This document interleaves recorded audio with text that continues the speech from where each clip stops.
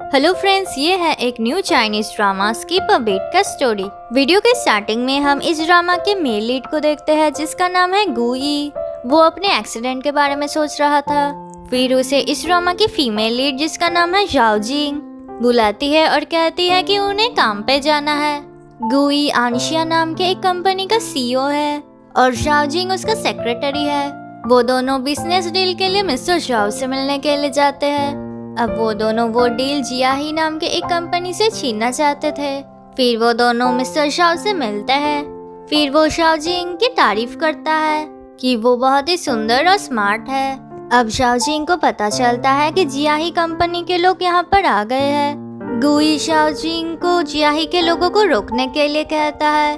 अब जाओजिंग वॉशरूम के बहाने वहां से चली जाती है। अब गुई मिस्टर शाओ को मनाने की कोशिश कर रहा था। दूसरी तरफ जाओजिंग जियाही के ओनर मिस्टर चेन को रोकने की कोशिश करती है, पर मिस्टर चेन उसकी बात नहीं सुनता है। मिस्टर चेन गुई और मिस्टर शाओ को ढूंढ रहा था। फिर गुई आकर कहता है कि उसने मिस्टर शाओ को मना लिया है और उसे डील मिल गया है। फिर गुई एक मीटिंग अरेंज करता है। वो कहता है, मैं मिस्टर शाओ से मिलने के लिए जा रहा था, ये कुछ ही लोगों को पता था। फिर जियाही के लोगों को कैसे पता चला?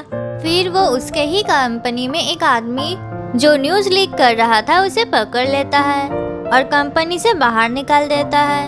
कंपनी के लोग डिस्कस कर रहे थे कि मिस्टर गु और मिस शाओ कितने अच्छे से काम करते हैं और एक दूसरे को समझते हैं। तभी एक फीमेल वर्कर कहती है कि उन दोनों के बीच जरूर कुछ है और मैंने सुना है कि वो दोनों एक दूसरे को डेट कर रहे हैं। अब नेक्स्ट सीन में गुई और मिस्टर शाओ डिस्कस कर रहे थे कि न्यूज़ में सभी जगह गुई की बात हो रही है। फिर जाओजिंग सभी के लिए कॉफ़ी ले आती है। उसके बाद वो गुई के करीब जाती है और उसका कॉलर देखती है और फिर वहाँ से चली जाती है। मिस्टर जाओ कहता है कि मैं सच में जेलस हूँ कि आपके पास इतनी ब्यूटीफुल और स्वीट सेक्रेटरी है, पर गुई कहता है इस तरह की औरत सिर्फ वर्क के लिए यूजफुल है। उसके बाद गुई जाओजिंग को किस कर रहा था, पर जाओजिंग उसे रोकने की कोशिश करती है और कहती है कि मेडिसिन लेने का वक्त हो गया है। उसके बाद गुई अपने फ्रेंड के साथ खेलने के लिए आता है। उसका फ्रेंड कह रहा था कि कार एक्सीडेंट के बाद तुम्हारा मेमोरी लॉस हो गया है और तुम्हें कंट्रोल करना कभी कभी बहुत ही मुश्किल हो जाता है और तुम अग्रेसिव हो जाते हो। गुई कहता है अब मैं ठीक हो रहा हूँ। उसका फ्रेंड कहता है तुम कह रहे थे कि मिस शाओ यूजलेस है, पर वही तुम्हारा ख्याल रख रही है और तुम दोनों एक दूसरे को 3 साल से डेट कर रहे हो, पर ये कोई नहीं जानता है। गुई कहता है ये हमारे बीच का मैटर है।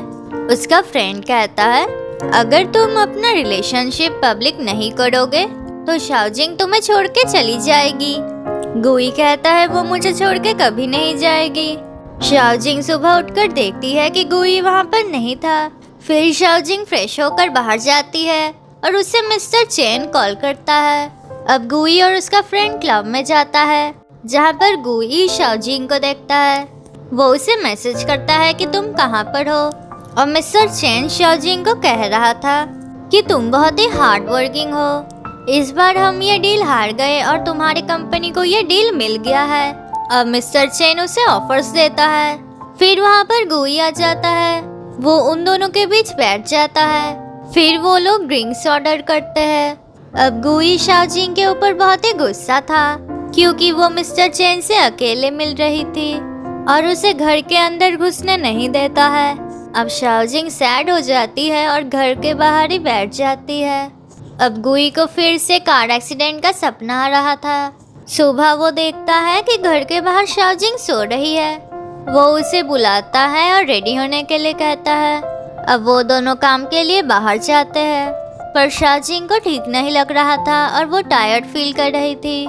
ये देख के अंकल यांग कहते हैं कि मिस शाओ को ठीक नहीं लग रहा है तो हमें नीचे जाना चाहिए। अब गुई गुस्सा हो जाता है क्योंकि उसकी वजह से वो अंकल यांग से बात नहीं कर पाता है।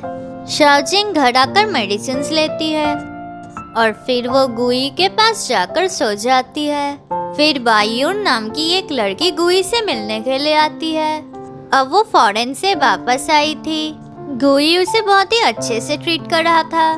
बायून कहती है अब मैं यहाँ पर ही रहूंगी और मैं अपने लाइफ का नेक्स्ट फेज स्टार्ट करना चाहती हूँ। गुई कहता है कि तुम किसके साथ स्टार्ट करना चाहती हो? अब्रॉड में तुम्हें जरूर बहुत लोगों ने प्रपोज किया होगा। बायून कहती है वो लोग तुमसे अच्छे नहीं है। फिर गुई शाओजिंग को कॉल करके हैंगओवर मेडिसिन ले आने के लिए कहता है। अब शाओजिंग आकर देखती है कि गुई एक दूसरे लड़की के साथ है। ये देखकर वो अपसेट हो जाती है। गुई उससे मेडिसिन लेता है। बायून पूछती है कि ये कौन है? गुई कहता है कि ये मेरा सेक्रेटरी है। शाओजिंग कहती है मैं तुम्हें घर ड्रॉप कर देती हूँ, पर गुई कहता है कि इसकी कोई जरूरत नहीं है और वहाँ से चला जाता है। फिर शाओजिंग गुई के लिए एक ब्रॉच खरीदने के लिए आई थी। एक दूसरे आदमी को भी सेम ब्रॉच पसंद आता है। अब दोनों को ही वही चाहिए था। शाओजिंग कहती है कि ये तुम्हें सूट नहीं करेगा और उसके लिए एक दूसरा ब्रॉच चूज कर देती है और वो आदमी उसे ट्राई करता है। वो आदमी उसे हेल्प करने के लिए थैंक यू कहता है। दूसरी तरफ शाओरुई कह रहा था कि मिस्टर चिन हमें देखकर बहुत ही डर गया था। गुई कहता है वो शाओजिंग को टच करने की कोशिश कर रहा था तो मैं उसे कैसे जाने देता। शाओरुई कहता है तुम्हें मैं शाओ के साथ अच्छा बिहेव करना चाहिए। अगर तुम इस तरह करते रहे तो वो तुम्हें छोड़ के चली जाएगी।